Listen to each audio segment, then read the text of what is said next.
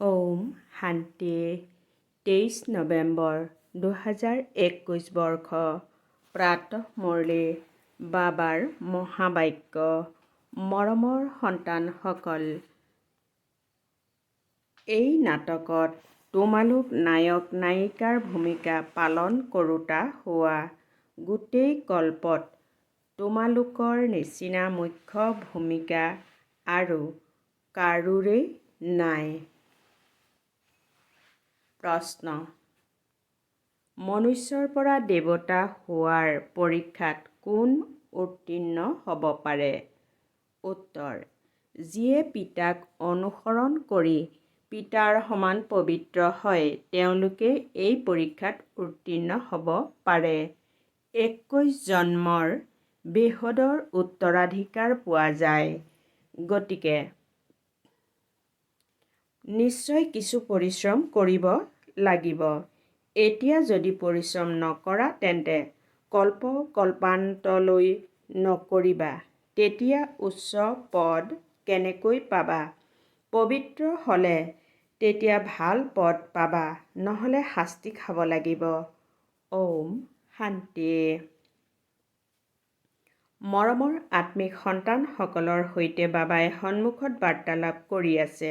সন্তানসকলে বুজি পায় চাগৈ যে আমাৰ সৈতে বেহদৰ পিতাই বাৰ্তালাপ কৰি আছে, যিজন সকলোতকৈ মিঠা অৰ্থাৎ মৰমীয়াল। পিতাও মিঠা হয়, শিক্ষকো মিঠা হয়, কিয়নো দুয়োৰে পৰা উত্তৰাধিকাৰ পোৱা যায়। গুৰুৰ পৰা ভক্তিৰ উত্তৰাধিকাৰ পোৱা যায়।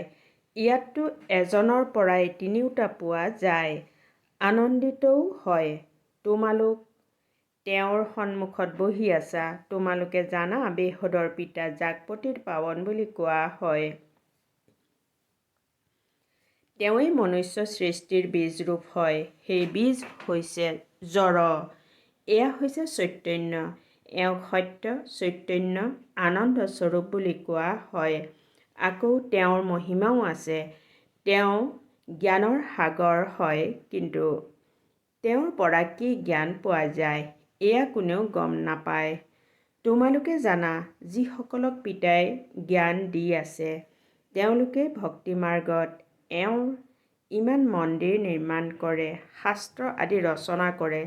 এইটোও তোমালোকে জানা যে যথাযথ প্ৰত্যেক ৫,০০০ বছৰৰ পাছত এই কল্পৰ সংগম আহে। ইয়াক কোৱা হয় আত্মিক অবিনাশী পুৰুষোত্তম সংগম যুগ।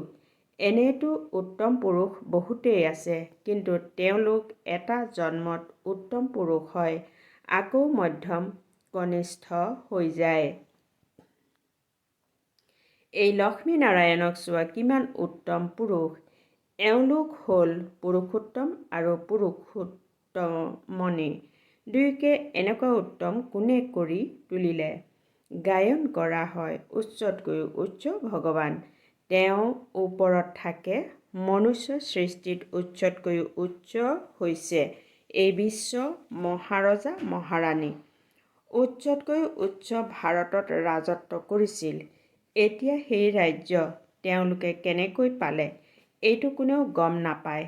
এনেহেন পিতাক যিয়ে তোমালোকক ইমান উচ্চ কৰি গঢ়ি তোলে, তেওঁক কিমান ভাল পাব লাগে।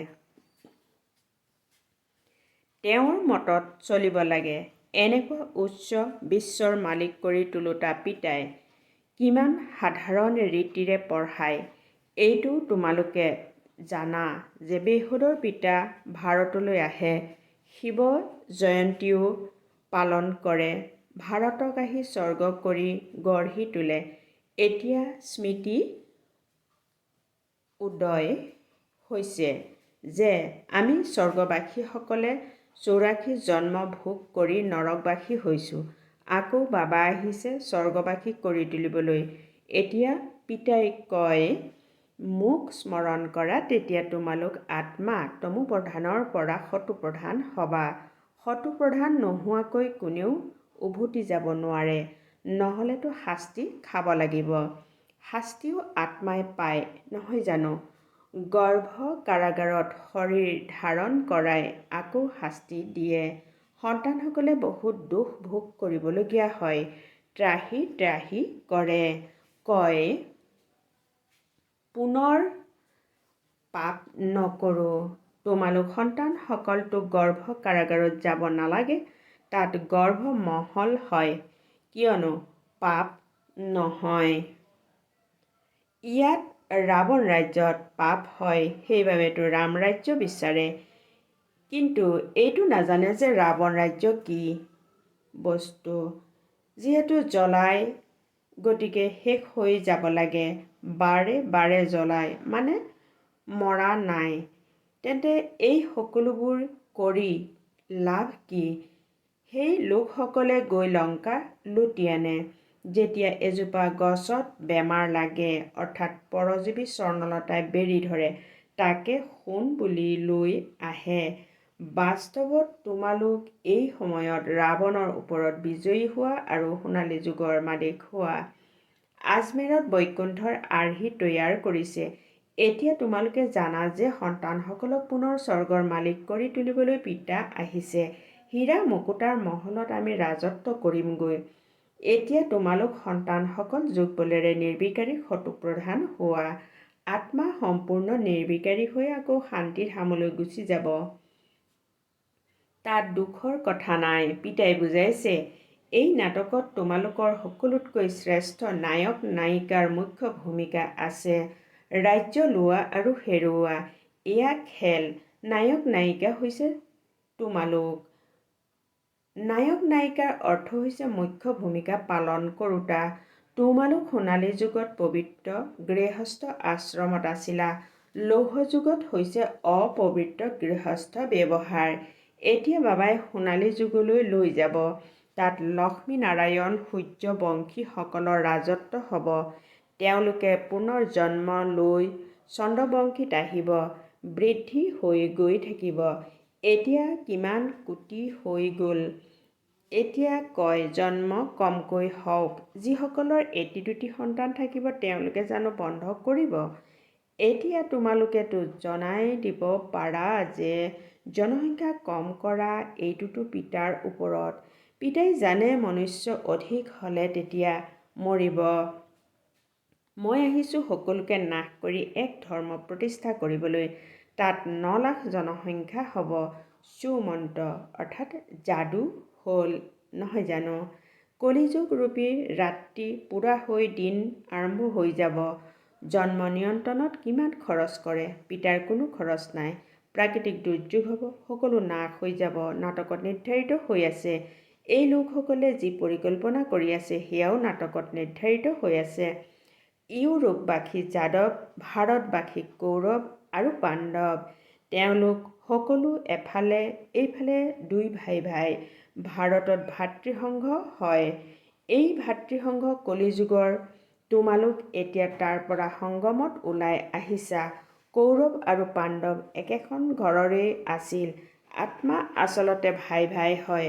তোমালোক আত্মাসকলৰ সৈতে পোন প্ৰথমে পিতা মিলিত হৈছে। দৌৰত যি প্ৰথমত যায়, তেওঁক পুৰস্কাৰ পায়।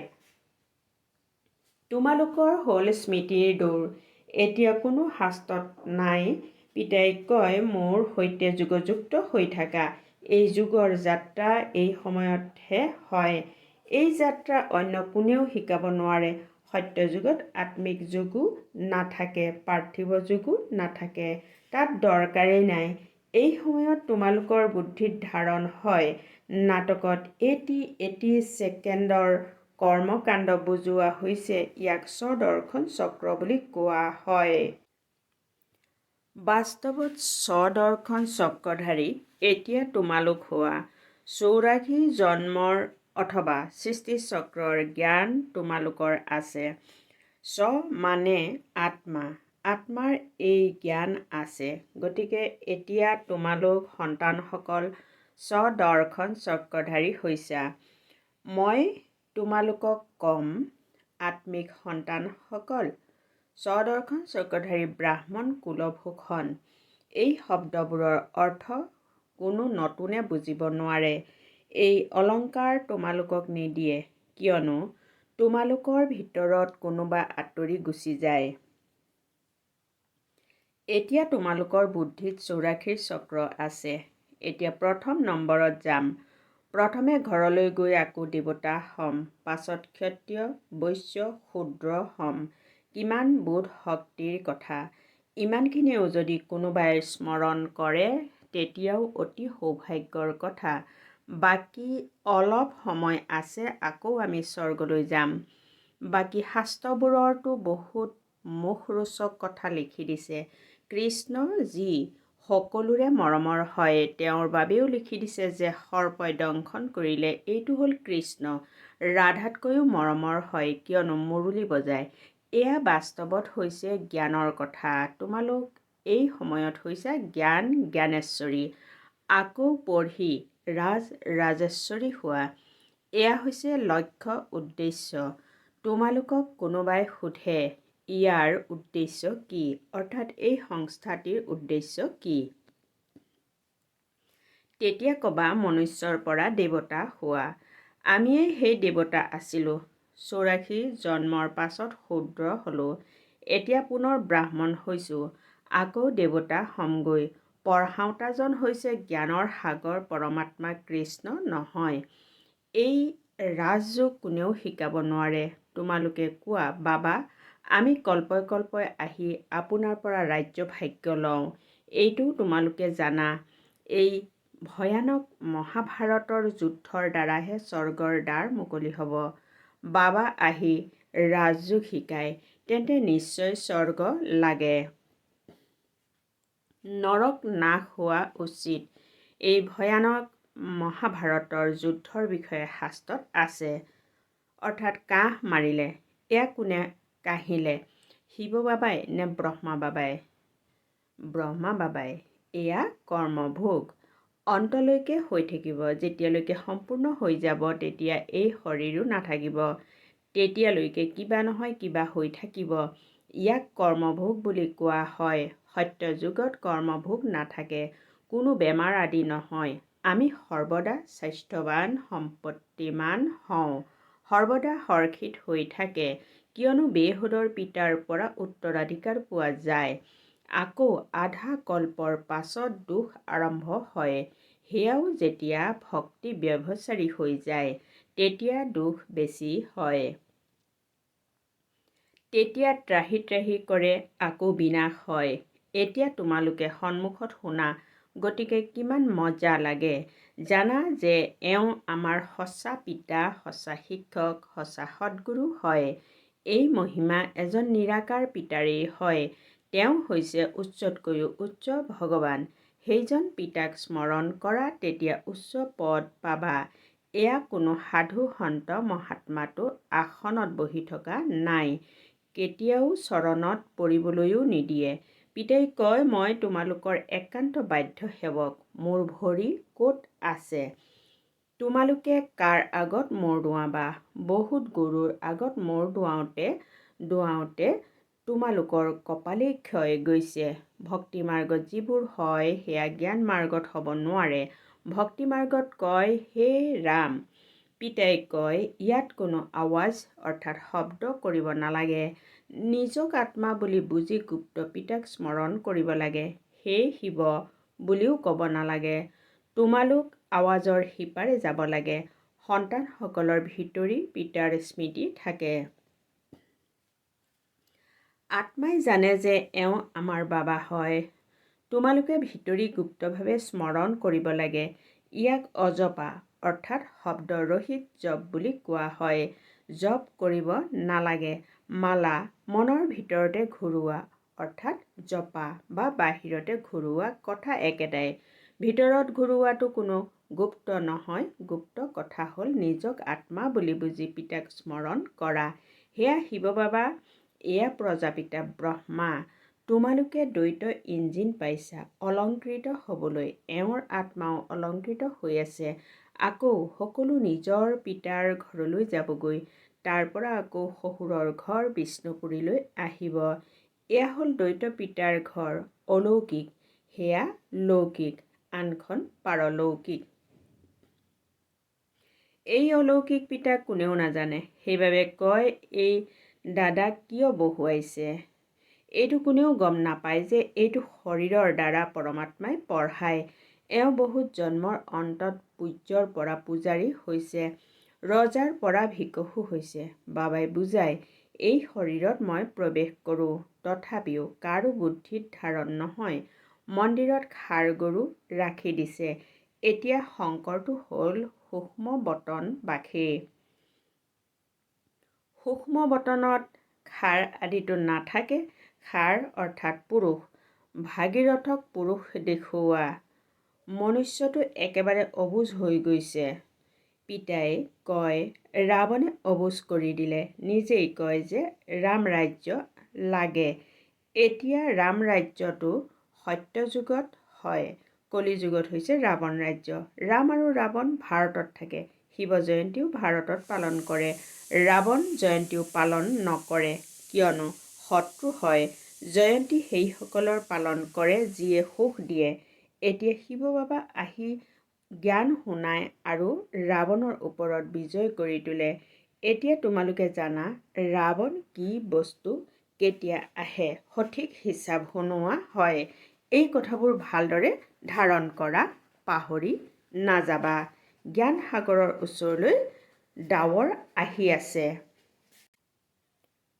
বাবাই কৈছে জ্ঞান সাগৰৰ ওচৰলৈ ডাৱৰ হৈ আহিছা। ভৰপূৰ হৈ বৰষিব লাগে।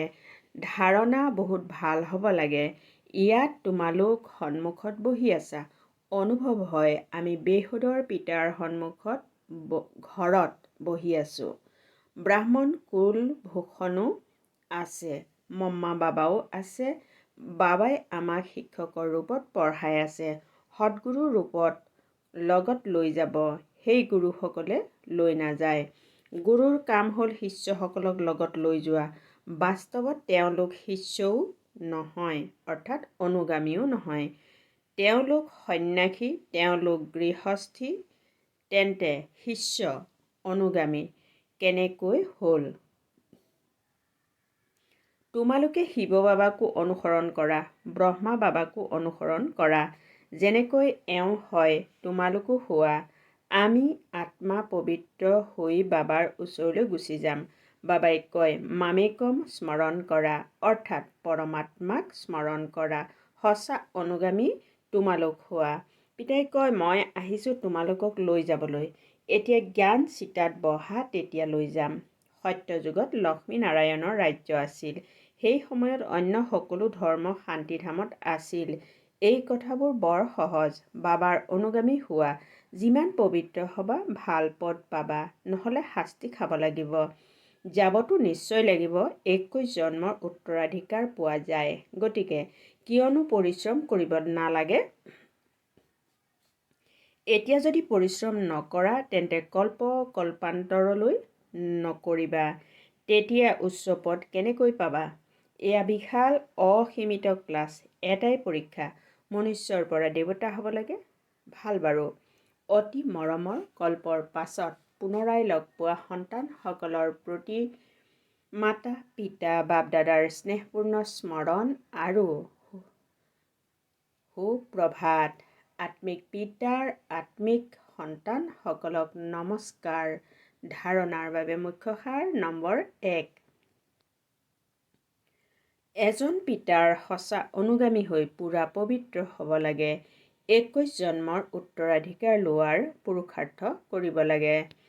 2 নম্বৰ, মুখেৰে হে বাবা, হে শিৱ বাবা বুলি ক'ব নালাগে। আৱাজৰ সিপাৰে যাব লাগে। নিজক আত্মা বুলি বুজি ভিতৰি পিতাক স্মৰণ কৰিব লাগে। বৰদান, স্থূল বা সূক্ষ্মত সকলো আজ্ঞা পালন কৰোঁতা সম্পূৰ্ণ আজ্ঞাকাৰী হোৱা। বহলাই এনেদৰে কোৱা হৈছে, স্থূল আজ্ঞা পালন কৰাৰ শক্তি সেইসকল সন্তানৰ থাকিব পাৰে যিসকলে সূক্ষ্ম আজ্ঞা পালন কৰে। সূক্ষ্ম আৰু মুখ্য আজ্ঞা হ'ল নিৰন্তৰ স্মৃতিত থকা বা মন বচন কৰ্মৰে পবিত্ৰ হোৱা। সংকল্পটো যাতে অপবিত্ৰতা বা অশুদ্ধতা নাথাকে। যদি সংকল্পটো পুৰণা অশুদ্ধ সংস্কাৰে স্পৰ্শ কৰে তেতিয়া সম্পূৰ্ণ বৈষ্ণৱ বা সম্পূৰ্ণ পবিত্ৰ বুলি কোৱা নহ'ব। সেইকাৰণে কোনো এটা সংকল্পও যাতে আজ্ঞাৰ বাহিৰত উদয় নহয়, তেতিয়া সম্পূৰ্ণ আজ্ঞাকাৰী বুলি কোৱা হ'ব। শ্লোগান: পিতাক জানি অন্তৰেৰে বাবা বুলি কোৱা, এইটো সকলোতকৈ শ্ৰেষ্ঠ বিশেষত্ব। ঔম শান্তি।